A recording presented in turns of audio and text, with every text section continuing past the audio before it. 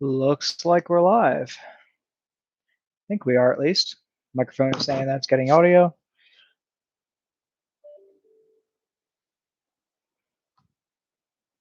And YouTube just sent an email saying that we're live.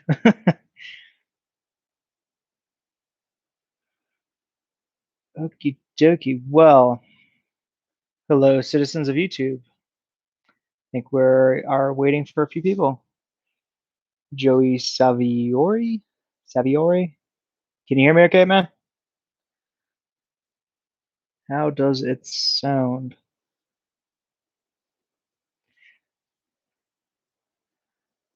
Well, see, we got two people in here. Perfect. Thanks, man. Okie dokie. So we're just gonna wait around here a little bit. Let's see how many people we get. I know we're a small channel here, but yeah, I figured we just set this up as sort of a way to sort of a way for me to engage with you guys and answer any kind of questions you guys have with previous videos. You guys make suggestions. I kind of take notes. Excuse the watermark here. I thought it was befitting. I love Revenge of the Nerds myself, so that's just me. Don't know how you guys feel, but yeah, I just figured it'd be a good little moment to have a round table here with everybody. I actually kind of got this idea from, well, I've seen other people do this, but I really liked how, who was it, the Yankee Marshall, how he kind of did it and just kind of spitballed and just talk with people. So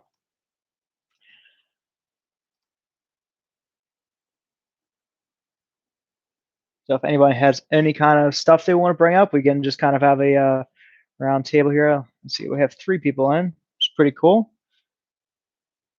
I know we were saying that we were going to do this around, uh, 5-ish, but life happens.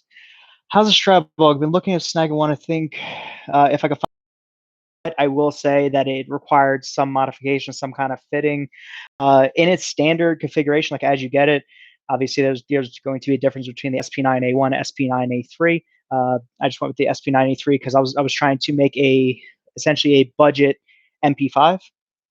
So with that being said, in its standard configuration, everything worked fine with the SP9A3. I haven't used the SP9A1, but essentially, if you get the SP version of that, uh, don't pay more than $1,000 or like right around $1,000 for the SP93. And if you could snag a A1 for about 650, 600, you're doing pretty good. I really like the feel of it, being that it's all extruded aluminum. On the upper, it definitely gives a solid feel to it. The grip isn't that bad at all, and I like how the front is checkered above in front of the magwell for when you have a good grip.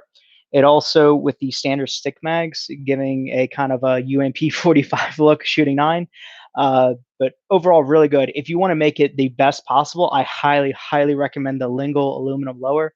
Yeah, you are spending a bit of additional money, but I will say, take my word on it, that when you put that aluminum lower on there, it makes the whole thing just 100% rock solid, like solid aluminum, like you know, go toe and toe.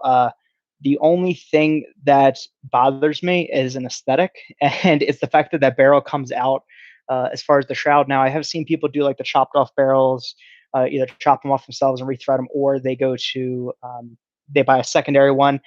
I was kind of debating back and forth between the dragon snout, which you can look that up. It's just the dragon snout for the Strabog, and essentially all it is just a sheathing that goes over front and just kind of covers the barrel.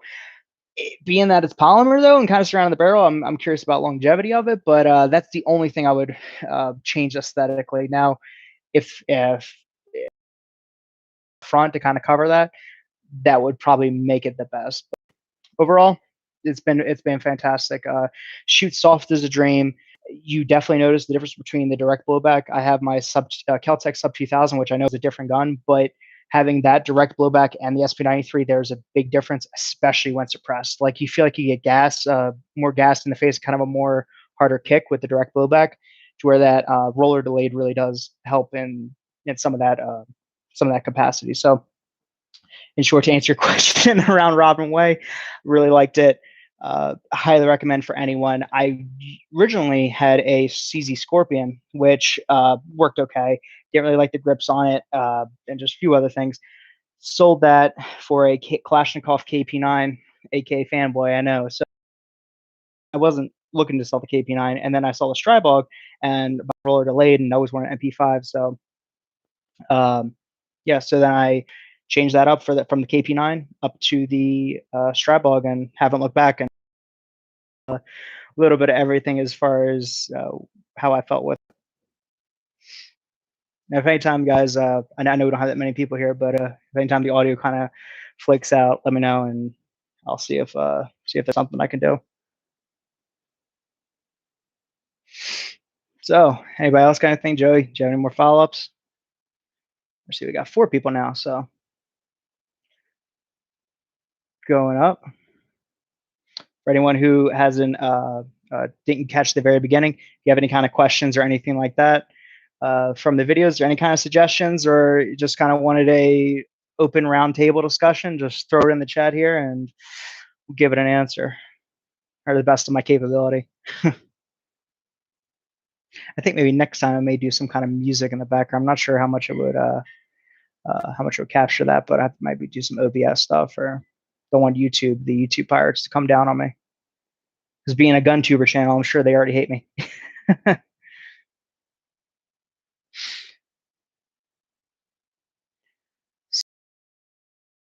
Celebrated, I'm sure. You know, even if you took off, or hope you were off. Well, it's Sunday, so I hope you were off. But if not, still hope you enjoyed the day.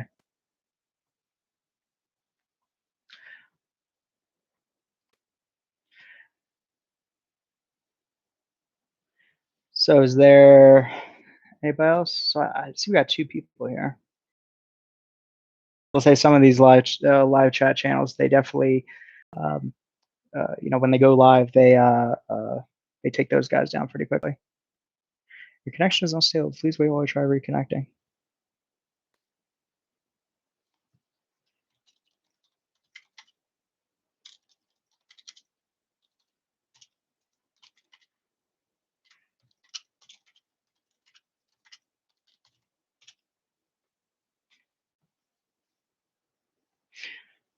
I gotta put that there, and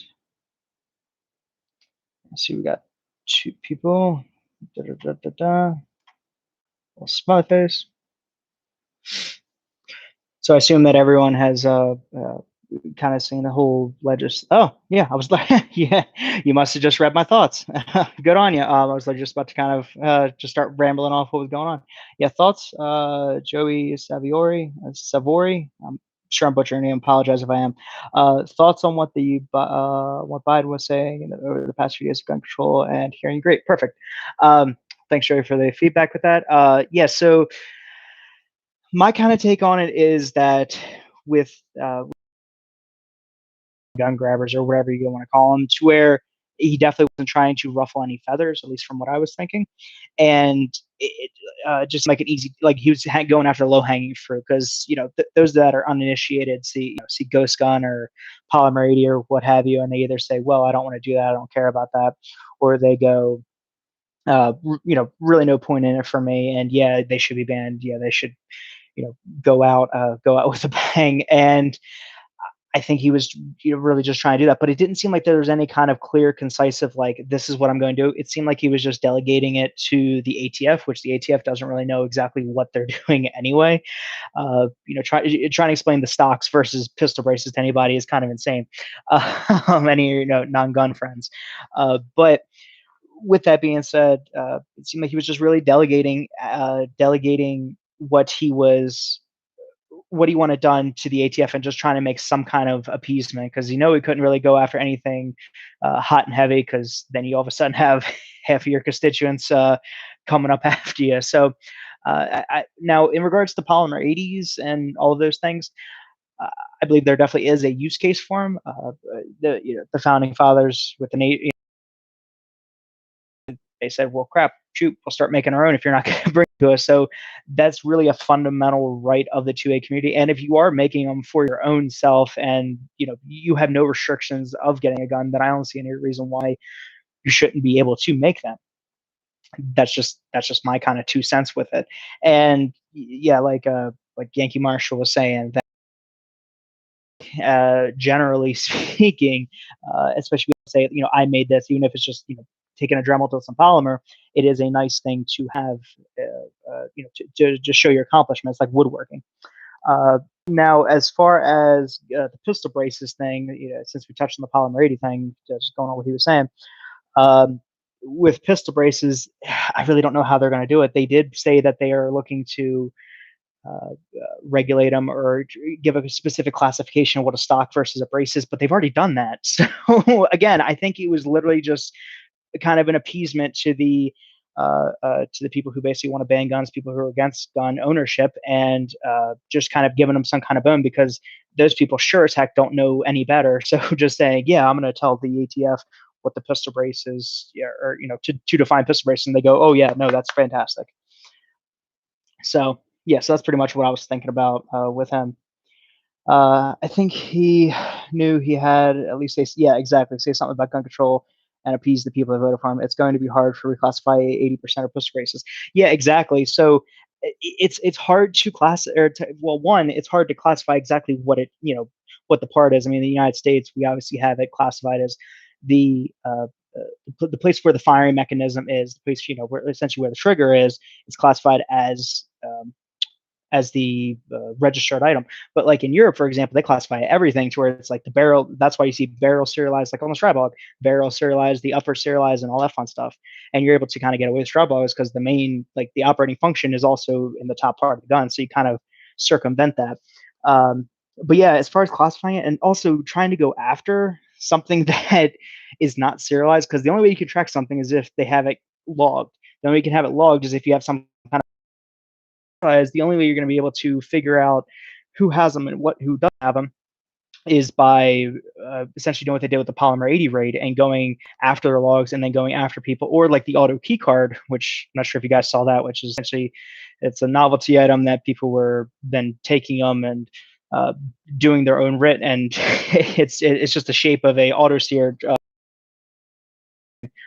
but uh, for that wasn't like the only way they were to figure out who had what and what doors to go to was by rating sales records, and that's the only way you could do it. And the amount of people that sell races and 80% and the amount of people that have them, there's no way you could go after every single one. I mean, could you imagine them like knocking down like some big big industries like Midway USA, Brownells, any of those guys? Because Palmer is kind of, even though they are big, they're small, but going after one of those and saying, hey, show me who you sold a pistol brace to, or show me who you sold a 80% to. It's going to be hella difficult.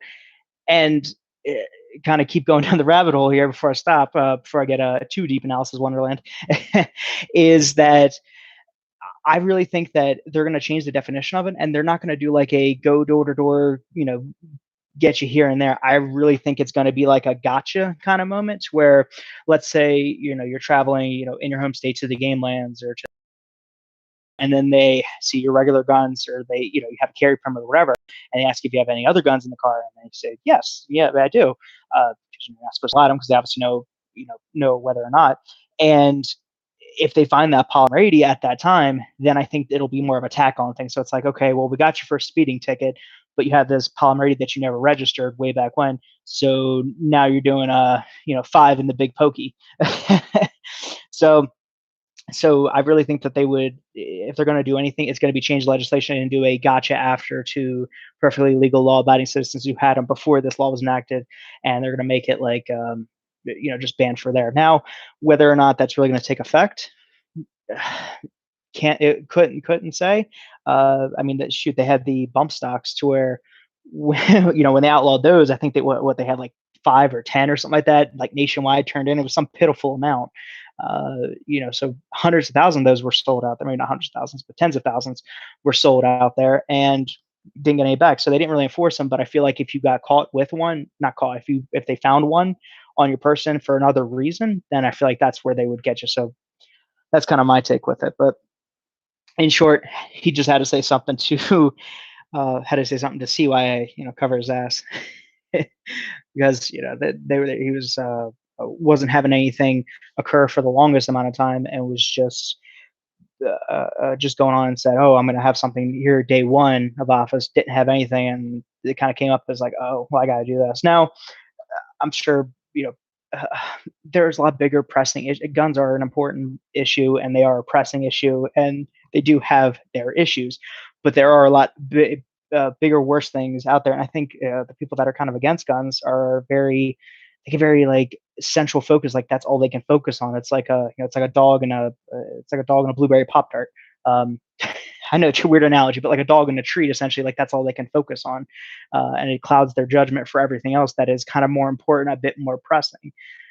Like if you really want to stop a lot of the gun violence in America, you really should go after the core root, which is mental health, because obviously someone in poor mental health is going to commit, or not obviously someone in poor mental health, not everyone in mental health is going to commit acts of violence, but those that are in a bad state of mental health are more likely to commit an act of violence, because violence is just anger, and violence is just a pure root of humans' psychology. And so I really think if they wanted to kind of change some of the issues, they should really make mental health uh, less stigmatized, or mental wellness, I guess you say, less stigmatized, and then on top of it, make it more readily available to people, which I don't really think it is. I think it's very in the current society of things is very limited to say, hey, like if you have some kind of mental health problem, you shouldn't go to a doctor because they're going to look at you weird or do whatever. And they kind of make it hard too, because yeah, while you may have some mental health condition, you may be pretty much in sound mind and sound body, because we're all a little bit crazy here. I mean, let's be honest. uh, but you may feel inclined, especially with some of these red flag laws, on the call or call anyone on this live stream here.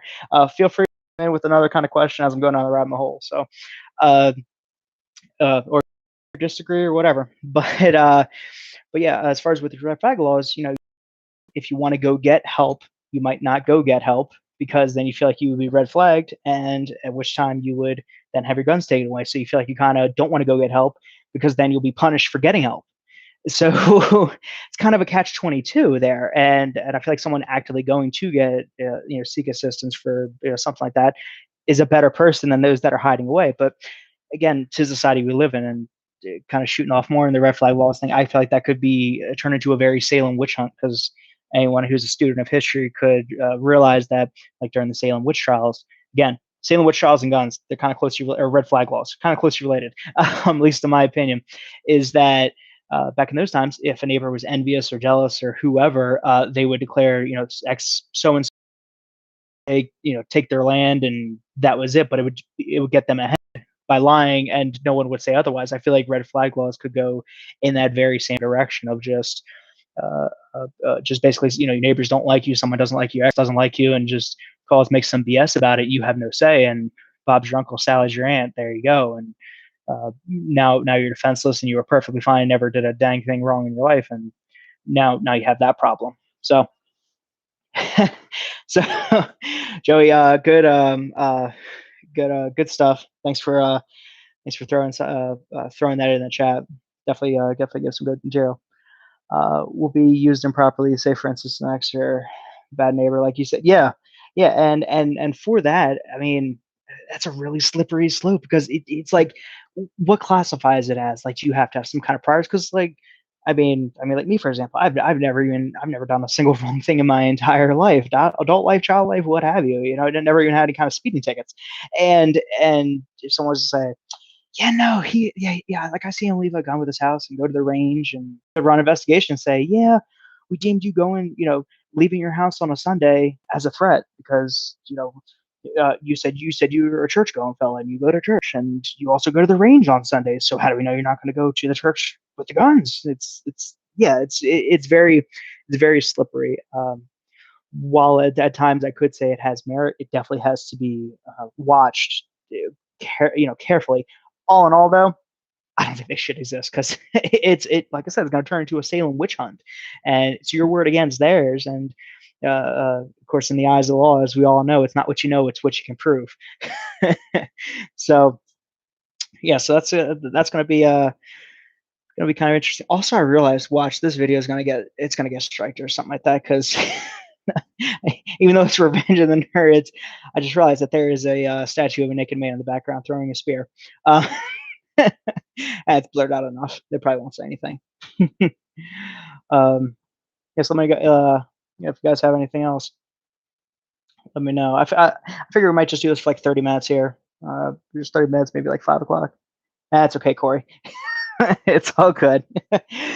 Yeah, yeah. We were just talking about a little bit of everything, gun controls and Strybugs and everything. Corey, if you have some, you can add it in, man. If you have some kind of suggestion, question, or some kind of topic you just kind of want to talk in the fishbowl or talk out of the fishbowl, because that's why I love doing YouTube, guys. Is I just well, I mean, I do YouTube as just a hobby because I feel like it's just a good way to engage with people who are fellow like-minded to a community. And if you like guns, you like things. I mean, you're pretty much. I usually say gun owners are some of the nicest people you ever meet, because you do have to be level-headed when when you do have the capability of firearms. So you have to be level-headed, nice. But as Mama used to say, be nice, be cordial until you don't have to be nice and be cordial, and then once that time comes, you don't give up an inch. uh, so yeah, if anybody has anything else here, I think next time for this, I may add some kind of just like lo-fi hip hop, something like that in the background. I feel like these geeky nerds are kind of or these revenge of the nerds are kind of just like staring in my soul right now.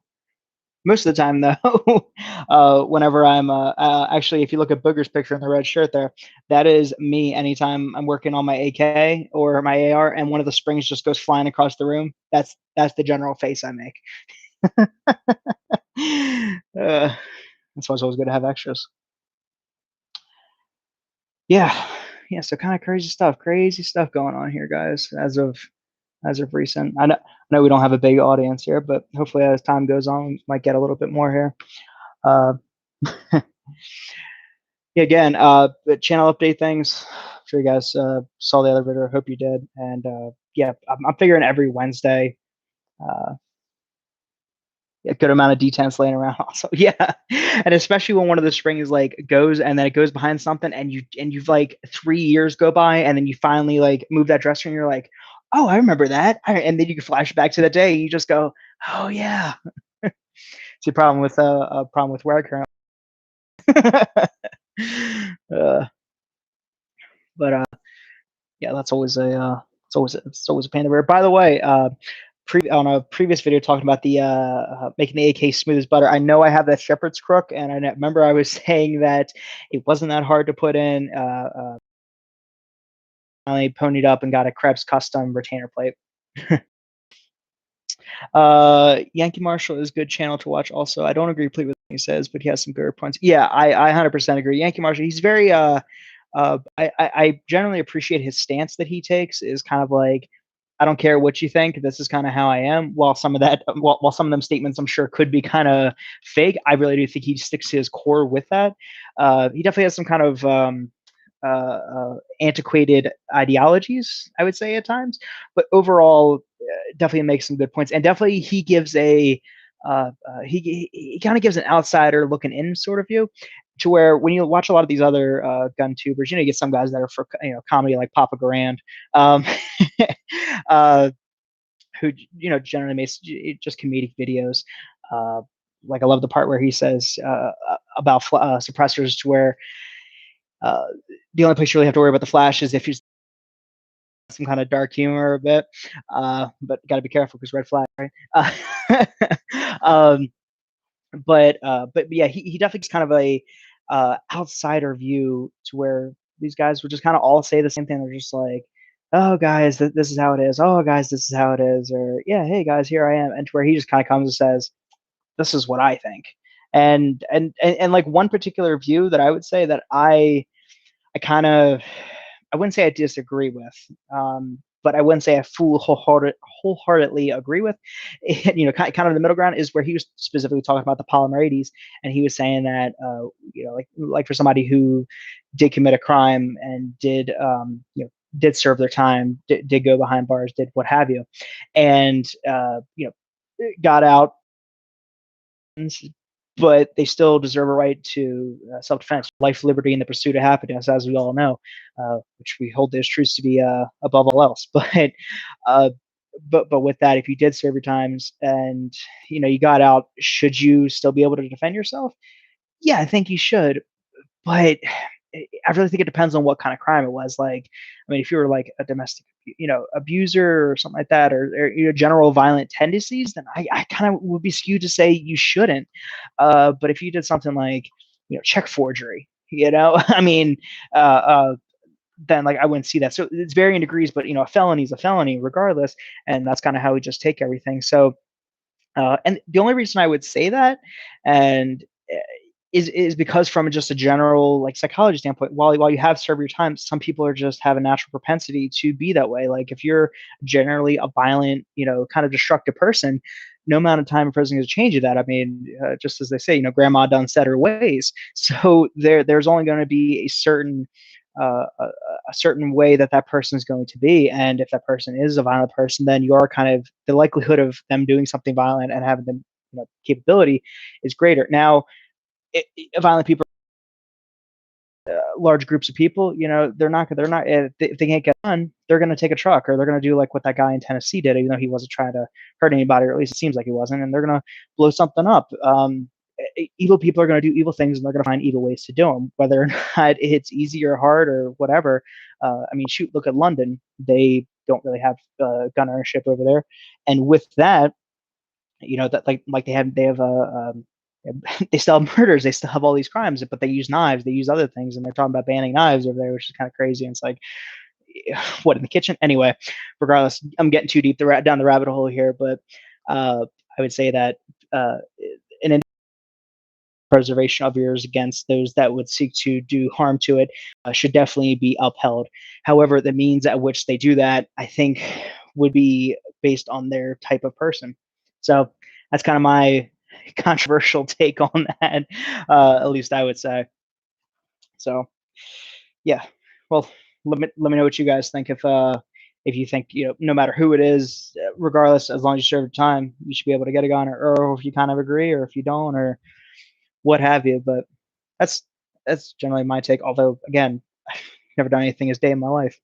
Um, so so I generally don't keep those type of individuals around me. Although you do always have to have that one little shady, dirty guy in the corner to get stuff done, right? uh, yeah, really dig his live chats as well. Yeah, he generally does a good live chat.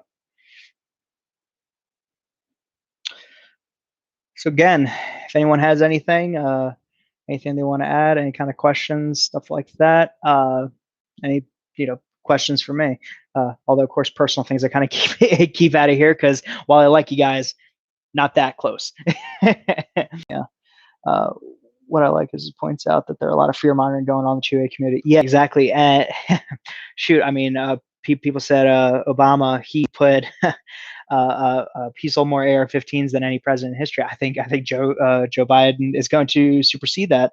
um, yeah, but there definitely is a lot of fear mongering going on. I mean, you hear a lot of people, and it's like, oh, they're going to ban your guns, or they're going to whatever. So I feel like it's a double-edged sword.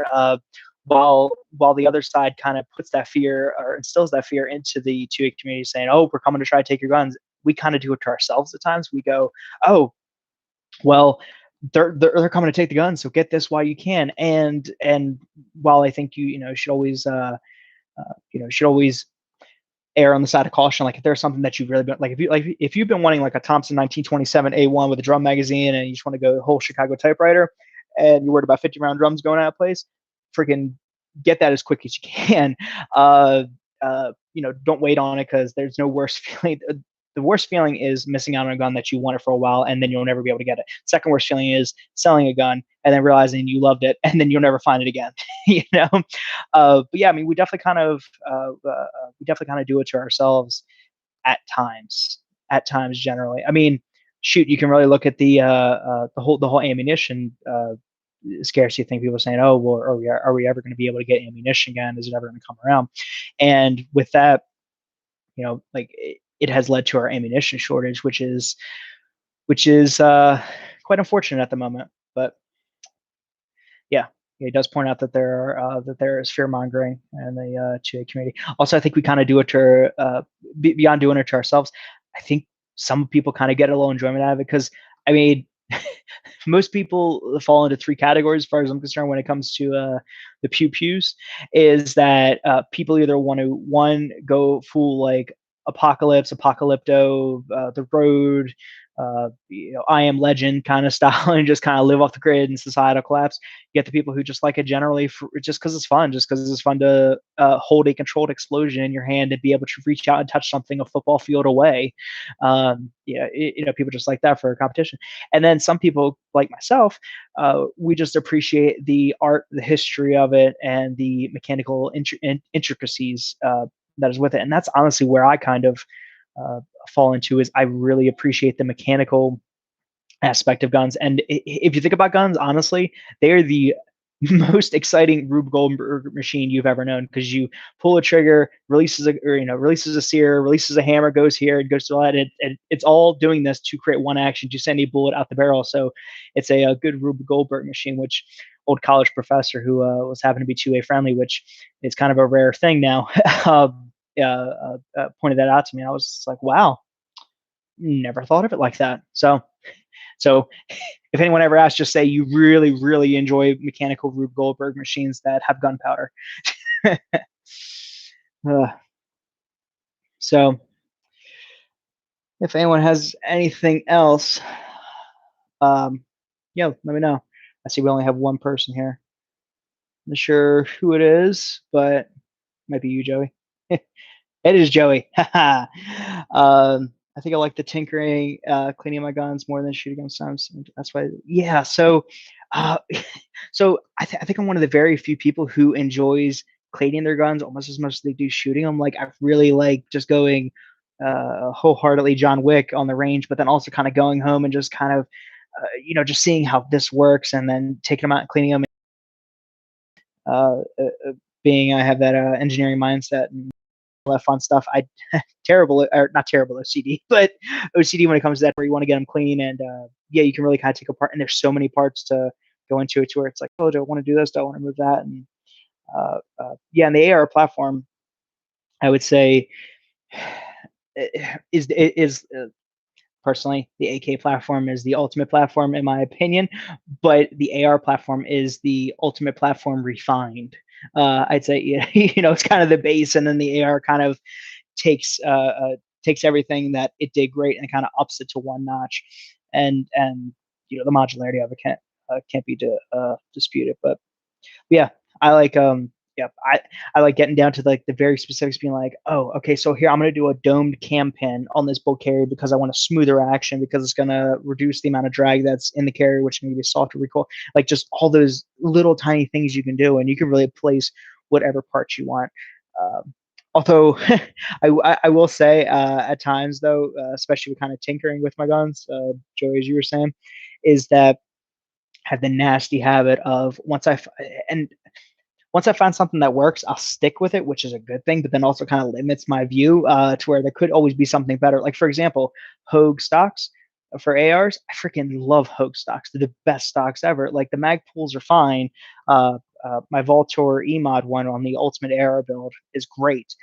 But if I have to pick one stock, I really like those Hogues. They're nice, they're sleek, they're silent, they just kind of work. I like how they grip and just everything about them. Now, is there better stocks out there? Probably, but I stuck with that and I found it after trial and error, and that's something I like tinkering with as well. Now, does it really need it in the grand scheme? No, but I mean, guys, let's be honest here.